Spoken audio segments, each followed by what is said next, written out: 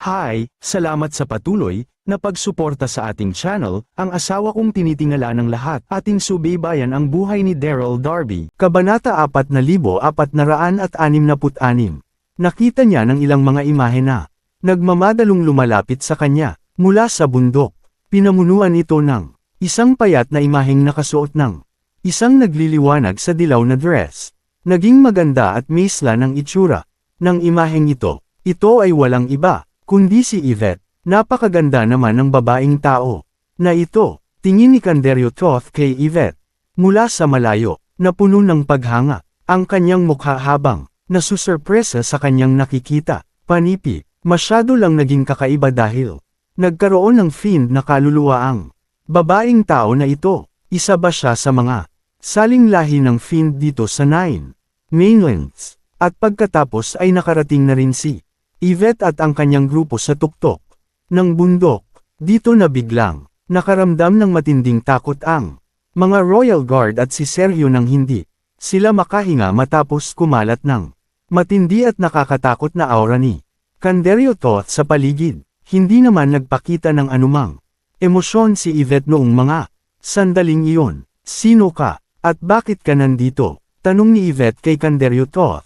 Noong una ay agad na nakakaramdam ng nerbyo si Yvette sa sandaling makaharap niya ang ganitong klase ng lilalang. Pero ibahin na natin ang lahat.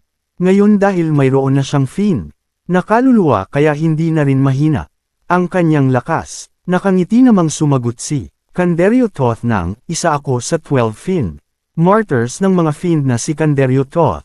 Nabalot ng pride ang kanyang mukha nang sabihin niya iyon. Nagulat naman sina Yvette at Sergio nang marinig nila ang sinabi ni Canderio Toth. Nagpakita si Yvette ng seryosong itsura sa kanyang mukha. Sigurado nga na makikita niya ang isa sa mga 12 fiend martyrs sa lugar na ito. Nang inig naman ang buong katawan ni Sergio habang namumutla ang kanyang mukha. Hindi na siya nakatayo pa ng diretsyo sa kanyang kinaroroonan. Isa talagang fiend martyr ang kalaban na nagpakita sa kanila ngayon. Hindi ito maganda kaya agad siyang natakot para sa kanyang buhay. Ilang buwan na ang nakalilipas nang manggulo si Skyler sa Nine Mainlands. Narinig na ni Sergio ang tungkol sa takot na gawain ng mga fiend. Pero hindi niya pa rin inasahan na makakakita siyang isang fiend martyr. Noong mga sandaling iyon, kahit na nakuha pa niya ang 80% ng lakas ni Kendall, alam niya pa rin na wala lang ito kung ikukumpara sa mga fiend martyr. Dito na tumingin si Canderio Toth kay Yvette mula ulo hanggang paa habang nakangiting tinatanong na, ikaw, mayroon kang fiend na kaluluwa. Maaari mo bang sabihin kung sino ang ninuno mo? Si Chio, walang pag-aalinlangang sinabi ni Yvette. Itiningala naman ni Canderio Toth ang kanyang ulo habang natutuwang tumatawa matapos niyang marinig ang sagot ni Yvette. Mukhang ikaw ang saling lahi ni Chio. Magaling, dahil kung ganoon ay isa ka sa amin. Dito na muling natigilan si Sergio. Miyembro pala talaga ng mga fiend ang magandang babae na ito. Kung ganoon ay hindi siya manganganib sa ngayon, hindi pa rin niya kilala kung sino si Yvette hanggang sa mga sandaling iyon. Nanatiling kalmado si Yvette nang makita niya na nagiging comfortable sa kanya si Canderio Toth. Dito na siya nagpatuloy sa pagtatanong kung tama ang memorya ko. Kasalukuyang nakikipaglaban ngayon ng mga fiend sa kay Nine Heaven Emperor sa Godly Region, kaya bakit ka bilang naglakbay papunta rito sa Nine Mainlands? Itinuring ng kalahi ni Canderio Toth si Yvette noong mga sandaling iyon, kaya hindi na ito nag-alinlangan pang ngumiti habang sinasabi na mahabang kwento. Natalo kami sa ilang mga laban kaya inutusan kami ni Archfiend Antigonas na magpunta sa Nine Mainlands para hulihin ang isang tao. Sino naman ang Carangal Rangal na taong sinadya ng fiend martyr sa Nine Mainlands para hulihin? Simon got na inisip ni Yvette habang nagtatanong ng sino ang taong ito. Nakilala ito bilang bayani sa Nine Mainland. Ito ay walang iba kundi ang disipulo ni Ghost Valley Sage na si Daryl Elsang Malaking Dagok. Ang lalaking ito sa plano ng mga fiend. Kaya dapat na natin siyang tapusin sa lalong madaling panahon. Nakangiti At prank ang sinabi ni Canderio. Hindi na niya naitago pa ang galit sa kanyang mga mata habang nagsasalita. Hinding-hindi sana siya ipapadala kasamang iba pang mga Fiend Martyr sa Nine Mainlands para magpakahirap na maghanap kung hindi lang dahil kay Daryl. Hindi na nagawang kumalma ng nanginginig at kaninang kalmado na si Yvette nang marinig niya ang sinabi ni Canderio Toth. Kustong hulihin ng mga Fiend si Daryl. Hindi maaari, pero bilang isang matalinong binibini, hindi niya hinayaan ang kanyang emosyon na magpakita sa kanyang mukha, at sa halip ay nagmukha siyang seryoso habang sinasabi kay Canderio Toth na, alam mo na ba kung saan natin makikita si Daryl? Maaari kitang matulungan dito. Dahan-dahan niyang nilapitan si Canderio Toth habang nagsasalita. Ayaw niya talagang tulungan ang mga ito, pero ginawa niya iyon para atakihin nang biglaan si Canderio Toth. Sa bagay, masyado na silang malapit ni Daryl sa isa't isa kaya hinding-hindi niya hahayaan na masaktan ito ng kahit na sino. Kabanata 4467. Bago pa man marealize ni Canderio Toth kung ano ang nasa isipan ni Yvette, nakangito nitong sinabi na, nagpadala ako ng tauhan para sabihan ang iba pang mga sekta sa Great East. Hinding-hindi makakatakas si Daryl hanggat nasa loob siya ngayon ng Great East. Talaga, mamatay na kayo mga hayop na Fiend. Ngiti ni Yvette habang nagpapakita ng panlalamig sa kanyang mga mata. Wala nang isang metroa ng layo niya mula kay Canderio Toth. Agad niyang ginamit ang power of the Fiend Soul. Nang matapos siya sa pagsasalita, dito na niya itinaas ang maganda niyang kamay habang walang awang sinasampal si Canderio Toth. Hindi na niya binigyan pa ng pagkakataong lumaban pabalik ang kanyang kalaban ng may pani Yvette ang buo niyang lakas. Agad namang nagbago ang mukha ni Canderio Toth nang makita niyang gumawa ng paggalaw si Yvette. Dito na niya nagagalit na sinabing, ano ang ginagawa mo? Hindi niya inasahan na bigla siyang aatakihin ng Fiend sa kanyang harapan. Maging si Sergio na nakatayo sa malayo ay natigilan sa kanyang nakita. Ano ang nangyayari? Hindi ba't Fiends ang mga ito? Kaya bakit sila bilang nag-away-away? Isip nito, kasabay nito ang bahagyang pagkasabik ni Sergio. Naglaban ang dalawang mga Fiend na nagbigay ng isang malaking oportunidad sa kanya. Kinakailangan na niyang makahanap ng paraan para tumakas sa lalong madaling panahon. Dito na niya pasimpleng pinutol ang lubod sa kanyang kamay sa pamamagitan ng paglalagay ng internal energy dito. Hindi naman nagpakita ng kahit na kaunting pagbabago ang napakagandang mukha ni Yvette nang maramdaman niya ang galit ni Canderio Toth. Dito na niya nanlalamig na sinabing, ano ang ginagawa ko? Hayaan mong sabihin ko sa iyo na lalaki ko si Daryl kaya paano ko magagawang panuurin ang pagbagsak niya sa iyong mga kamay. Habang nagsasalita, agad siyang bumilis sa pagtakbo para sampilan sa dibdib si Canderio Toth. Dito na bilang na-realize ni Canderio Toth kung ano ang nangyayari na kanyang ikinagalit ng husto. Kung ganoon, ay isa ka pala sa mga kasabwat ni Daryl. Tatama na ang palad ni Yvette sa kanyang puso nang sabihin niya iyon. Pero masyado pa ring malakas si Canderio Toth para maging isa sa 12 Fiend Martyr. Dahil hindi na niya magagawa pang ilagan ang pag-atake, napagdesisyonan nito na itiaas ang kanyang palad para salubungin ang paparating na palad ni Yvette. Boom! Dito na biglang tumama ang palad ng dalawa sa isa't isa na gumawa ng isang nakabibinging tunog na narinig sa tuktok ng Phoenix Feather Mountain. Kasabay nito ang pagtaman ng isang napakalakas na internal energy sa kanila. Pareho silang may mga Fiend na kaluluwa at para ring naging isang hurricane ang aura na ginawa ng pagtama ng palad ng dalawa. Nang inig ang mga Royal Guard sa paligid habang napaatras naman si Sergio nang hindi bababa sa 10 mga hakbang. Kasabay nito ang paghinga ng malalim ni Sergio. Masyadong nakakatakot ang power of Fiend Soul.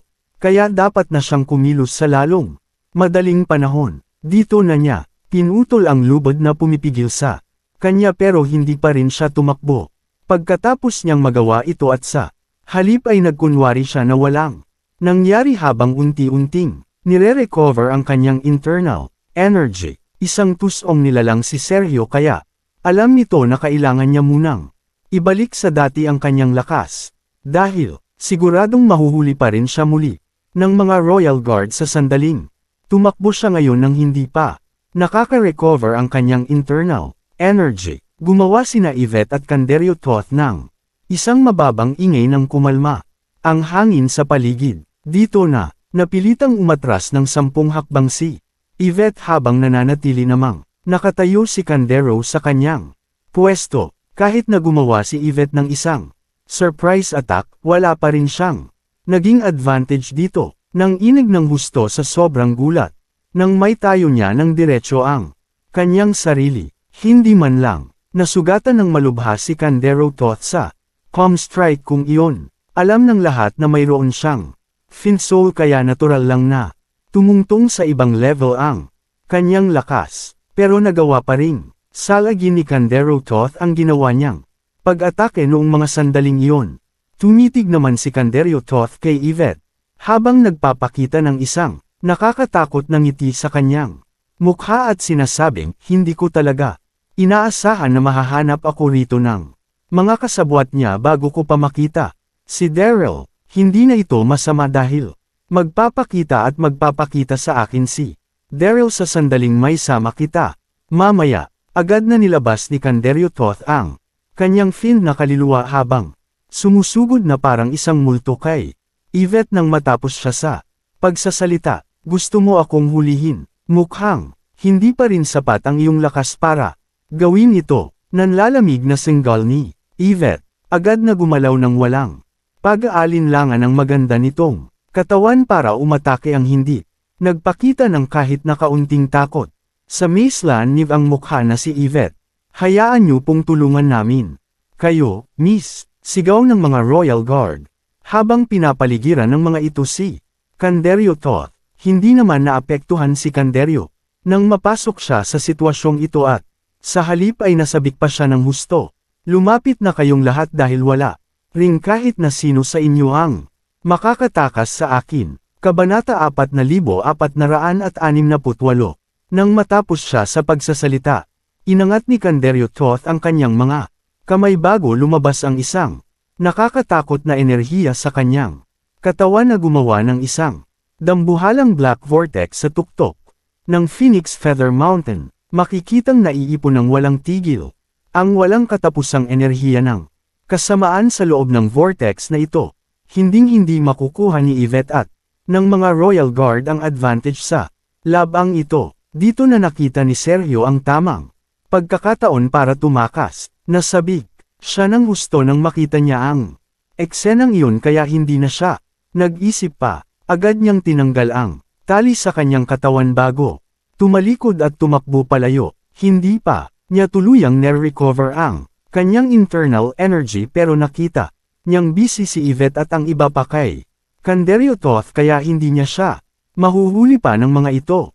Unti-unti nang nawawala ang kanyang oportunidad, kaya kailangan na niya itong kunin sa lalong madaling panahon. Nabahala at nagalit naman dito si Yvette. Gusto niya sanang habulin si Sergio pero wala na siyang pagkakataon pang gawin ito. Ngayong nasa harapan na niya si Canderio, nagsisi siya dahil hindi pa niya nagawang patayin si Sergio sa loob ng kuwebo kung saan niya ito naabutan.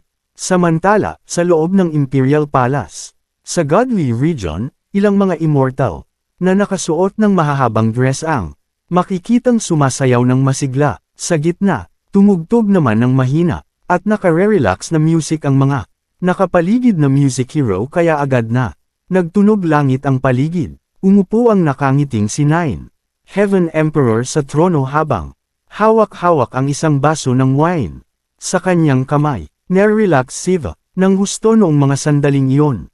Umupo naman sa kani-kanilang mga upuan ang mga opisyal habang nagtatawanan at nagtotoast sa isa't isa. Ito na ang nakapagpasigla ng husto sa paligid. Natuwa ng husto si Nine Heaven Emperor matapos nilang manalo ng ilang beses sa mga Finn. Mas lalong natuwa si Nine Heaven Emperor ngayong hindi na makaka-recover pa Ang mga Findkova hindi na ito banta.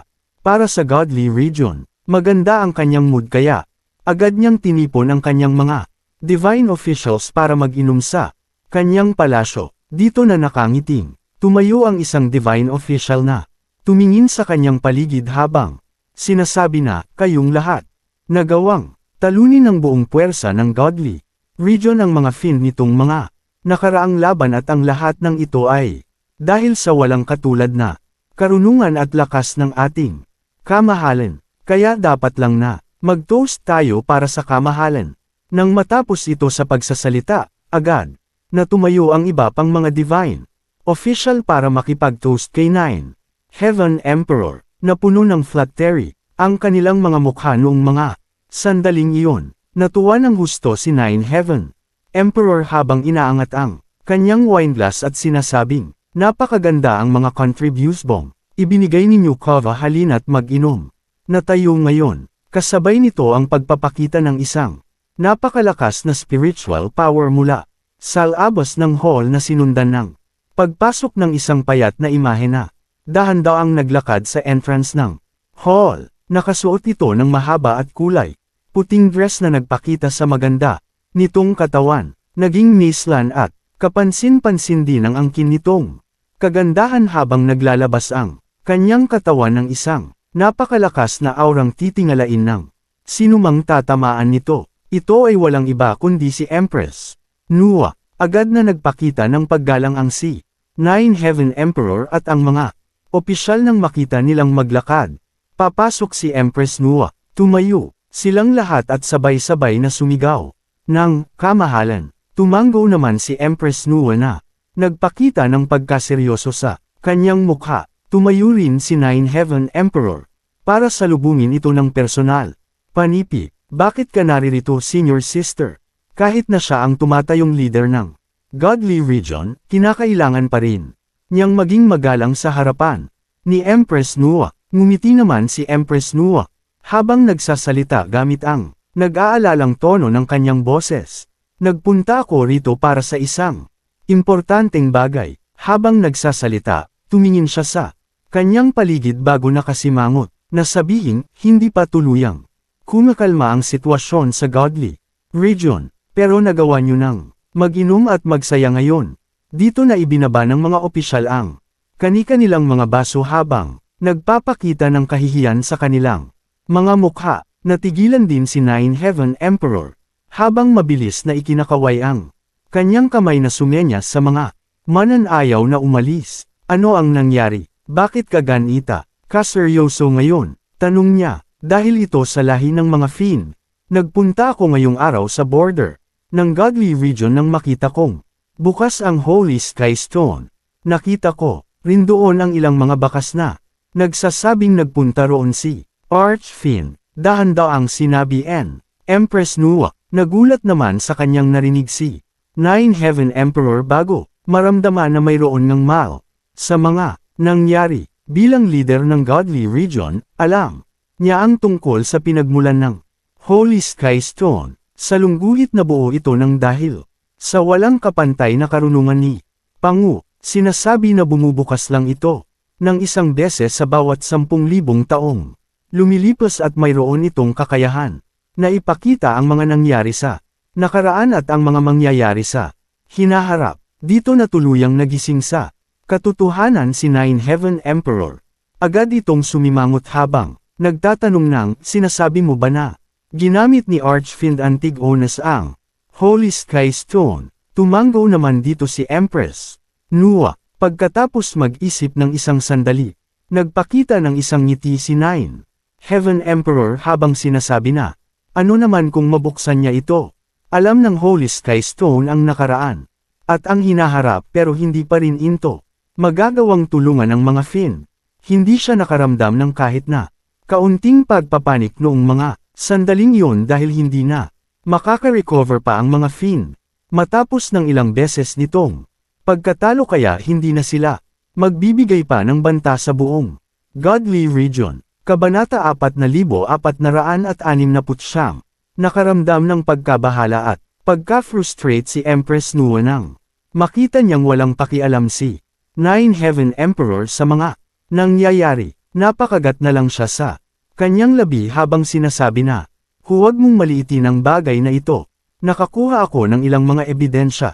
Habang papunta ako rito, anong mga ebidensya? Buntong, hininga ni Empress Nuwa, ipinadala ni Archfiend Antigonus ang 12 niyang mga martyr sa 9 mainlands.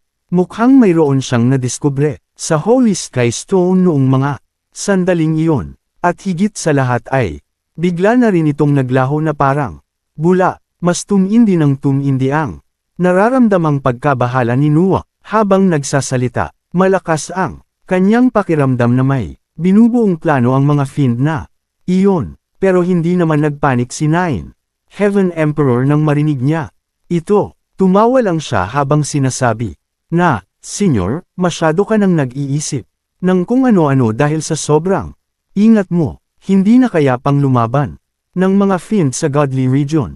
Hindi ito magagawang baguhin ng kahit na anong propesya na makikita niya sa Holy Sky Stone. Kaya ang dapat lang nating gawin sa ngayon ay maging alerto para mapanatiling ligtas ang ating mga sarili. Mas sumama ang loob ni Empress Nuwa nang makita niyang confident si Nine Heaven Emperor. Hinding-hindi gagawa ng kahit na ano si Archfiend Antigonus nang hindi siya nakakasiguro na mapagtatagumpayan niya ito. Bigla niyang ipinadala ang 12 na pinakamahuhusay niyang mga tauhan sa 9 mainlands na nangangahulugang mayroon silang importanteng hinahanap doon. Kinakailangan nating maghanda sa kanya at sa binubuo nilang plano. Hindi na nagpumilit pa si Nine Heaven Emperor nang makita niyang nababahala si Empress Nuwa. Dito na siya ngumiti habang kino-comfort ito. Panipi, sige, huwag kang mag-alala, Seniora, sa tingin mo, ano na ang dapat naging gawin? Pagkatapos itong pasalamatan ng isang sandali, sinabi ni Empress Nuwa na magsimula kayo ng isang investigasyon ngayon din. Kailangan nating malaman kung bakit nagpunta A9 mainlands ang mga fiend. Huwag na huwag ninyong mamaliitin ang bagay na ito. Walang tigil namang tumanggo si Nine Heaven Emperor nang marinig niya ito. Dito na umalis si Empress Nuwa sa Imperial Sky Palace pagkatapos sabihin ang ilang mga salita. Agad namang tumayo at nagtanong kay Nine Heaven Emperor si Mag-Era na kanina pang nakaupo ng tahimik. Sa isang tabi nang makita niyang umalis si Empress Nuwa. Kamahalan, mukhang malaki nga talaga ang bagay na ito para magawang pumunta ni Empress Nuwa ng personal para lang sabihin sa atin ang tungkol sa kanyang mga nalalaman. Nakahanda po akong magpunta sa 9 mainlands para alamin kung ano ang nangyayari roon. Hindi mo na kailangang magpunta roon. Ngiti ni Nine Heaven Emperor habang iniiling ang kanyang ulo. Panipi, masyado lang nainerbyo si Empress Nuwa. Hindi naman banta sa atin ang mga fiend. Masyado lang siyang matatakutin. Ikaw ang kanan kong kamay kaya ang pangunahin mong tungkulin ay ang pagbabantay sa Godly Region. Magsasayang lang tayo ng panahon kung papupuntahin kita sa 9 mainlands para imbestigahan ang mga nangyayari roon. Mas maigi kung mananatili ka na lang dito para enjoyin ang napakasarap na wine rito. Hindi niya sineryoso ang mga nangyayari matapos niyang akalain na nag-iisip lang ng husto si Empress Nuwa sa kanyang mga nalaman. Kaya, wala nang nagawa si Mag-Era kundi bumalik sa kanyang kinauupuan. Dito na tumingin sa paligid si Nine Heaven Emperor para sabihin sa isang divine official na, Master Lupin, magpunta ka sa 9 mainlands para alamin ang ginagawa ng mga fiends. Doon, nasa pangkaraniwan lang ang lakas ni Master Lupin sa Godly Region kaya sapat na ito para gawin ang bagay na ipinapagawa ni Nine Heaven Emperor. Pero walang kaalam-alam si Nine Heaven Emperor na gumagawa na siya ng isang napakalaking pagkakamali. Opo, kamahalan, tumatayong sagot ni Master Lupin. At pagkatapos ay naglakad siya palabas ng Imperial Sky Palace para umalis. Agad namang nagpakitang ngiti si Nine Heaven Emperor nang makaalis. Si Master Lupin, tumingin siya sa paligid habang sinasabi na, magpatuloy na tayo, walang aalis dito. Nang hindi lasing, agad na nagsitayo at nag-toast ang mga nakangiting divine official ng Matapos siya sa pagsasalita, "Kamahalan," dito na bumalik ang sigla sa paligid ng Imperial Sky Palace. Samantala, ang Jade Spiritual Realm ay isa sa pinakamahalagang kayamanan sa buong Godly Region. Puno ito ng mga ulap at spiritual energy. Mayroon itong napakalaking teritoryo na kasing laki ng ilang mga syudad. Makikita rin sa paligid ang nagtataasan at kulay berdeng mga bundok at mga ilog. Masyadong nakaka-relax ang kapaligiran nito para sa kahit na sino. Kasalukuyang nakaupo ang isang imahe sa harapan ng isang waterfall. Nagpakita ito ng nanlalamig na itsura at maskuladong katawan. Ito ay walang iba kundi si Archfiend Antigonus na pumasok ng walang pahintulot dito, pagkatapos magpanggap na isang tagapaglingkod at pumasok sa Jade Spiritual Realm. Hindi agad nagpunta si Archfiend Antigonus sa lugar kung saan nagpapalakas si Ancient Ancestor. Alam ng lahat na masyadong malakas ang aura ng kasamaan ni Archfiend Antigonus, kaya agad na mararamdaman ni Ancient Ancestor ang paglapit nito sa kanya. Pero masyado pa ring tuso si Archfiend Antigonus. Nakaisip siya ng isang paraan para itago ang kanyang pagkatao, at ito ay walang iba kundi ang pag-absorb sa diwatang kaluluwa ng isang nilalang na kanyang ginamit para bumuo ng isang protective shield sa paligid ng kanyang katawan na magkukulong sa kanyang aura. Hindi na niya kailangan pang mag-alala sa pagharap kay Ancient Ancestor sa sandaling mabuo niya ang shield na ito. Kabanata 4470. Parang wala sa sariling pumuligid sa kanya ang diwatang kaluluwa na may ilang daang metro ang layo sa paligid ng waterfall. Pagkatapos ng ilang oras, ay nabuo na rin ang isang halos transparent na protective shield sa paligid ng kaniyang katawan. Hindi na mararamdaman ng kahit na sino sa malayo ang masama niyang aura sa tulong ng shield na ito. Dito na dahan-daang tumayo ang nagpakita ng ngiti sa nanlalamig niyang mukha na si Archfiend Antigonus, at pagkatapos ay nag-chant siya ng ilang mga spell ng tahimik. Sa loob ng isang iglap ay bilang nagaya ni Archfiend Antigonus ang anyo ni Empress Nua. Siguradong magugulat ang kahit na sinong makakakita sa transformation na ito. Alam ng kahit na sino na magiging mahirap para kay Archfiend Antigonus na itago ang malademonyo niyang aura kahit nagayahin pa nito ang anyo ni Empress Nua. Pero nagawa niya pa rin ito noong mga sandaling iyon. Nagbagong anyo si Archfiend Antigonus para lituhin si Ancient Ancestor, at nang makumpirma niya, maayos ang lahat. Ngumiti si Archfiend Antigonus bago ito sumugod papunta sa direksyon ni Ancient Ancestor. Makikitang nakaupo sa tuktok ng isang bundok sa northwest ng Jade Spiritual Realm si Ancient Ancestor na nakasuot ng kulay puting damit. Tahimik niyang inintindi ang pundasyon ng kanyang lakas habang napapaligiran ang kanyang katawan ng isang makulay na halo na puno ng mga diwatang kaluluwa. Nang biglang lumipad mula sa malayo ang isang imahe na lumutang sa tuktok ng bundok. Masyadong naging maganda at maislan ang kanyang katawan at itsura. Ito ay walang iba kundi si Archfiend Antigonus na nag-anyong si Empress Nua. Dahan-daang minulat ni Archfiend Antigonus ang kanyang mga mata nang makarinig siya ng ingay.